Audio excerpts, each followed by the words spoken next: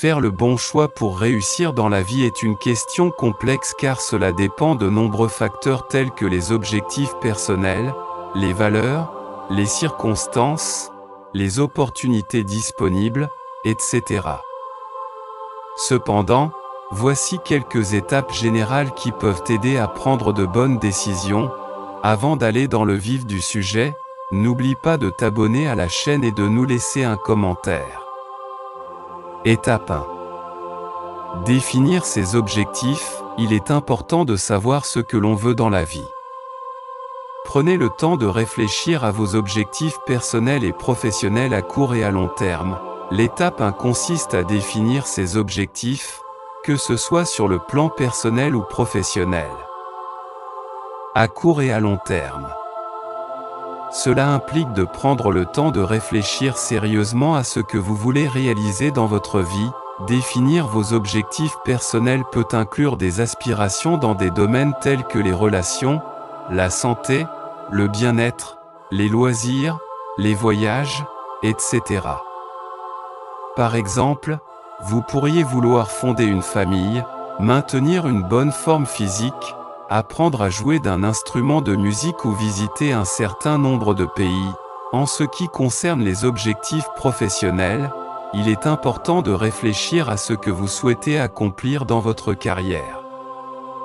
Cela pourrait être de gravir les échelons dans votre entreprise actuelle, de changer de domaine professionnel, de créer votre propre entreprise, d'obtenir une promotion spécifique ou de développer de nouvelles compétences. Il est essentiel de prendre le temps nécessaire pour réfléchir à ces objectifs et de les formuler de manière claire et spécifique. Les objectifs vagues ou flous sont plus difficiles à atteindre, car ils manquent de direction et de focus. En les précisant, vous pourrez mieux planifier les étapes nécessaires pour les réaliser. De plus, il est utile de noter vos objectifs par écrit. Cela les rend plus tangibles et vous permet de les relire régulièrement pour vous rappeler de ce que vous voulez accomplir. La mise en place d'un plan d'action détaillé et la fixation d'échéances peuvent également vous aider à rester motivé et à suivre votre progression vers la réalisation de vos objectifs. N'oubliez pas que vos objectifs peuvent évoluer au fil du temps en fonction de vos expériences et de vos priorités changeantes. Il est donc important de réévaluer et d'ajuster régulièrement vos objectifs pour vous assurer qu'ils correspondent à vos aspirations actuelles. Étape 2. Examinez les options. Il est important de considérer toutes les options disponibles avant de prendre une décision. Passez en revue les avantages et les inconvénients de chaque choix. L'étape 2 consiste à examiner les options disponibles et à passer en revue les avantages et les inconvénients de chaque choix. Cette étape est cruciale pour prendre une décision éclairée. Voici quelques points importants à prendre en compte lors de l'examen des options. En premier point, les avantages. Analysez les avantages potentiels de chaque option. Quels sont les résultats positifs ou les opportunités offertes par chaque choix? Identifiez les aspects qui pourraient contribuer à atteindre vos objectifs ou résoudre le problème. En deuxième point, les inconvénients. Évaluez les inconvénients associés à chaque option. Quels sont les risques, les contraintes ou les limitations liées à chaque choix? Identifiez les facteurs qui pourraient poser des problèmes ou empêcher d'atteindre les résultats souhaités. En troisième point, la pertinence. Tenez compte de la pertinence de chaque option par rapport à votre situation spécifique. Certaines options pourraient être plus adaptées à vos besoins, à vos ressources disponibles ou à votre contexte particulier. Évaluez comment chaque choix correspond à vos critères et à vos contraintes. En quatrième point, les conséquences à long terme. Envisagez les conséquences à long terme de chaque option. Pensez aux effets potentiels à long terme de chaque choix sur votre situation, vos objectifs futurs et votre environnement. Cela vous aidera à anticiper les impacts à plus grande échelle et à prendre une décision durable. En cinquième point, Évaluation des risques, évaluer les risques associés à chaque option. Identifier les incertitudes, les éventuels obstacles et les éventuelles complications qui pourraient survenir avec chaque choix. Considérer la probabilité et l'impact de ces risques afin de prendre une décision éclairée, en passant en revue les avantages et les inconvénients de chaque choix. Vous serez en mesure de comparer les options de manière plus objective et de sélectionner celle qui répond le mieux à vos besoins et à vos objectifs. Étape 3. Évaluer les conséquences. Chaque décision aura des conséquences, bonnes ou mauvaises.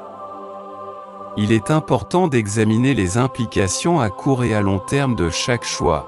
L'étape 3 de votre processus consiste à évaluer les conséquences de chaque décision. Il s'agit d'analyser attentivement les implications à court et à long terme de chaque choix que vous envisagez. Voici un petit détail sur cette étape.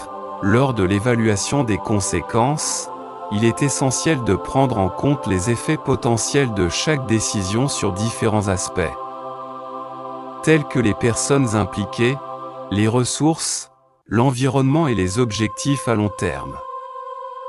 Voici quelques points importants à considérer. En premier point, les conséquences immédiates. Réfléchissez aux résultats immédiats de chaque choix.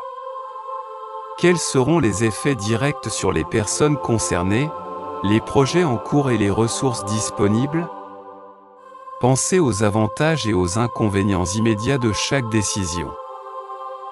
En deuxième point, les conséquences à court terme. Envisagez les répercussions à court terme de chaque choix. Comment cela affectera-t-il les opérations quotidiennes, les relations avec les parties prenantes et les objectifs à court terme de votre entreprise ou de votre projet?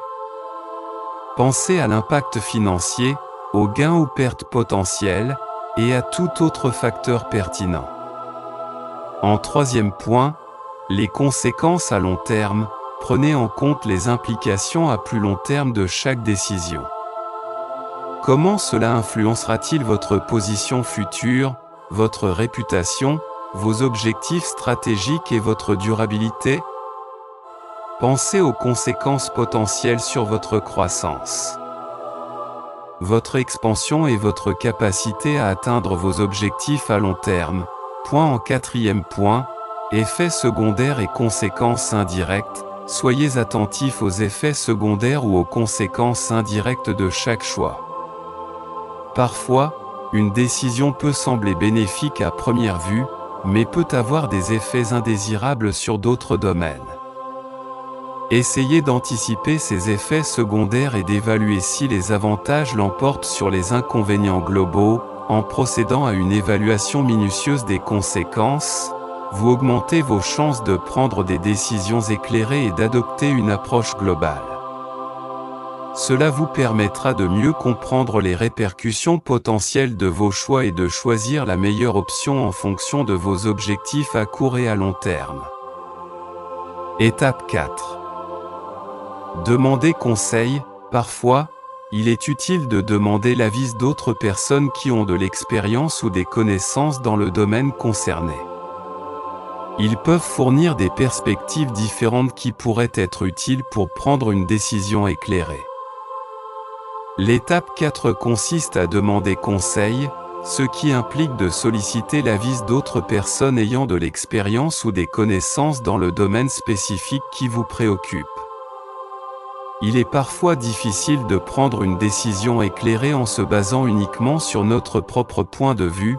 C'est pourquoi il peut être bénéfique de recueillir des perspectives différentes. Lorsque vous demandez conseil, assurez-vous de choisir des personnes dont l'expertise est pertinente pour la situation ou le problème que vous rencontrez. Il peut s'agir de collègues, de mentors, de professionnels du domaine ou même d'amis et de membres de la famille qui ont une expérience ou des connaissances spécifiques. En écoutant les conseils des autres, vous pouvez bénéficier de leurs idées, de leurs expériences et de leurs perspectives uniques. Ils peuvent souligner des aspects auxquels vous n'avez pas pensé, vous fournir des informations supplémentaires ou vous aider à évaluer les avantages et les inconvénients de différentes options, il est important de garder à l'esprit que le conseil que vous recevez est une contribution à votre processus de décision, et vous devez toujours prendre la décision finale en fonction de votre propre jugement et de vos propres objectifs. Étape 5.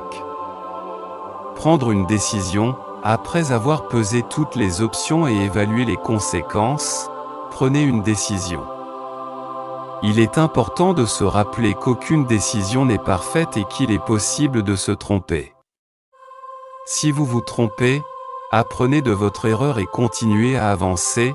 L'étape 5 consiste à prendre une décision après avoir passé en revue toutes les options disponibles et évalué les conséquences possibles de chaque choix. Il est essentiel de comprendre que même en prenant une décision réfléchie, il est toujours possible de se tromper. Cependant, il est important de ne pas laisser la peur de commettre une erreur vous paralyser. La prise de décision est un processus naturel et inévitable de la vie. Parfois, il n'y a pas de bonne ou de mauvaise réponse évidente, et il faut se baser sur les informations disponibles, son intuition et son expérience pour faire le meilleur choix possible à ce moment-là. Si vous prenez une décision qui se révèle être une erreur, il est essentiel de ne pas se décourager. Les erreurs font partie intégrante de l'apprentissage et du développement personnel. Chaque erreur offre une occasion d'apprendre, de grandir et de s'améliorer. Réfléchissez aux raisons qui ont conduit à cette erreur, identifiez les leçons à en tirer, et utilisez ces enseignements pour guider vos décisions futures. Il est également important de se rappeler que la plupart des décisions ne sont pas définitives et peuvent être modifiées ou ajustées si nécessaire. Si vous réalisez que vous avez pris une mauvaise décision, il est généralement préférable de corriger le tir plutôt que de s'obstiner dans une voie qui ne fonctionne pas. En fin de compte, le processus de prise de décision implique d'assumer la responsabilité de ses choix, d'accepter les erreurs éventuelles et de continuer à avancer en s'appuyant sur les leçons apprises.